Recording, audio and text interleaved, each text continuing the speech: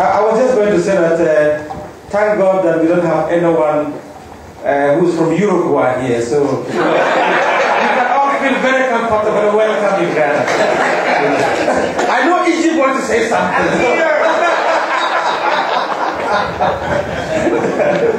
Yeah. But, and the Americans, we beat them, so we are happy. We can welcome you with a very open heart. We're not saying anything. Yeah. Now, just to say a little bit about this conference and to turn the mic over to Archbishop. This conference has come about as a result of consultation with most of you seated here. It was something that occurred to me that we needed to have a conference of this nature. And then I went to a conference that was organized in Senegal, Dakar, in July. Was it last year? July last year. It was organized by the Center for Early African Christianity, which is based in the United States, in Philadelphia, in the Eastern University. And they have done a lot of work on early African Christianity. And they organized a couple of seminars in Africa to sort of share the findings. So I was there, and as we were talking, they said, if African scholars, if you have an idea about something that you want to do to help with the church and its ministry in Africa, we will be happy to support it. So we throw the ball to all of you. Whoever wants to do anything, let us know.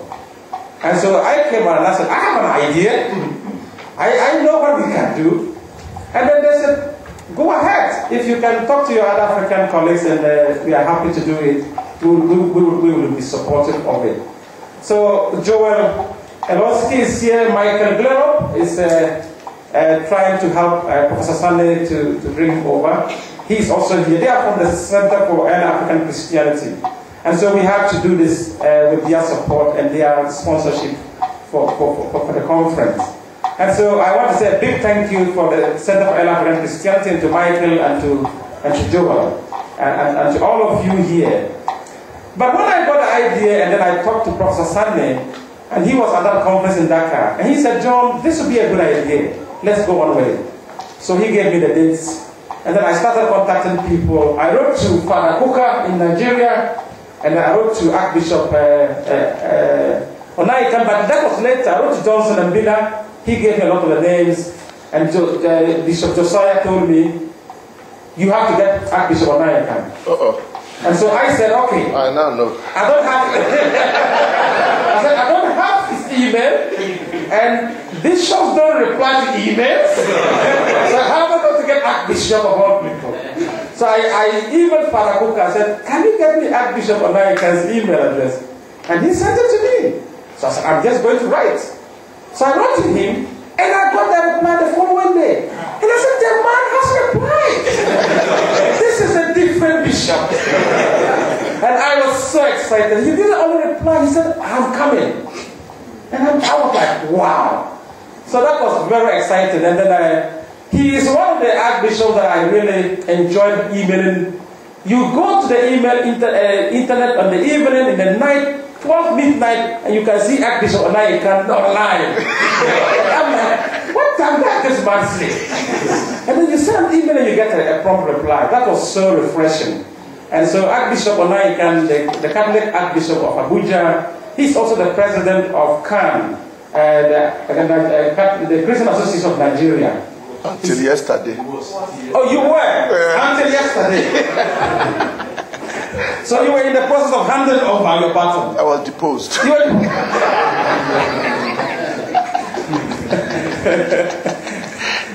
Maybe that was just to relieve you to come to our conference.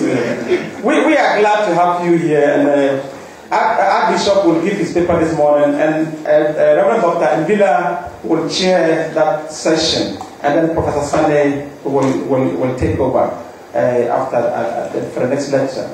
For now, I want to say that the main purpose of this conference is to draw inspiration from people like Archbishop Onaiyekan, people like Dr. Mbila. Some of us have worked with them. And I want to make a special mention of some of our professors who are here. Professor Elom Doglo taught me religions at seminary. And he was the one who poisoned my mind about studying Islamic studies. He walked to my room, and that was very unusual to see faculty walk into students' room. And he walked up to my room and said, "John, you must not leave your studies here if you graduate, and you must do Islamic studies." And I want to say a big thank you to Professor Elon Doblo, who is seated here and is going to give out the papers. And in Birmingham, most of us who studied in Birmingham, we enjoyed a lot of support, fatherly and academic support from Sigvard von Sickert. And he is a professor at the University of Birmingham. And so I said to Sigvard, please, I called him Dr. von Sickert. He wrote to me and said, "John, you must stop calling me Dr. von Sickert. Just call me Sigvard. Why do you have to call me doctor?" Oh, well. So he is here, and we are so pleased to have you, Sigvard. And most of us here are your students, and we're just privileged to have you to share in this conference. So you're all very, very welcome. There are some PhD students here. They've read works of people like Lamin Sane, but they've never met him. So it's an opportunity to meet and to be inspired and to share and to produce something at the end of the conference that we can pass on to our theological institutions. So that is the main purpose for this conference, and I'm so pleased that you've made it. I will hand the mic over now to Dr. Mbila, who will chair the session for Archbishop to present his paper. Come and sit in the chair. Do you want to use that? Yes, I will start. Good morning. I want to assure you that I have not dethroned the Archbishop. He gave his seat to me. I think we are really very much blessed to have the Archbishop John Onaiyekan to speak to us.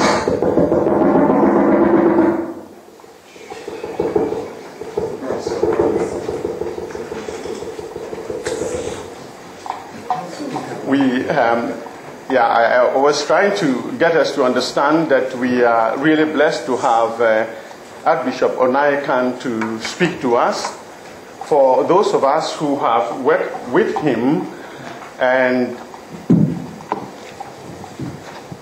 for those of us who have worked with him and listened to him, the wisdom that he has, not just the knowledge, but also ensuring that he communicates effectively, have come to appreciate his ideas. The last time that I was with Archbishop Onaiyekan was in the Abuja last month, when we had the African Union meeting to discuss how religious leaders of Africa will be able to work with the African Union for the development of the continent. He had said before, when John attempted to introduce him, that he is grown up enough to speak for himself. So I did not want to say much about him except to allow him to speak for himself, so that you will all recognize that what I am saying is that which you will also say in the future when you have listened to him. Archbishop, we are here, we are very much open, we are anxious and excited to hear what you have to tell us this morning. Please.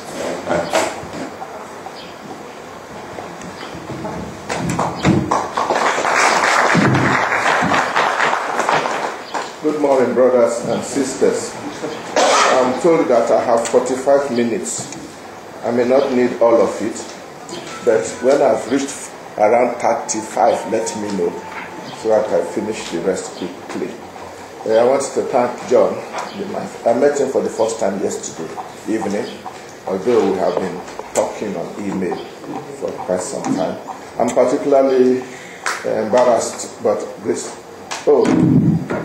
I am a bit embarrassed, but grateful all the same that he has given me this rather unusual role of being the chairman of the whole conference. and I didn't even know what kind of audience I was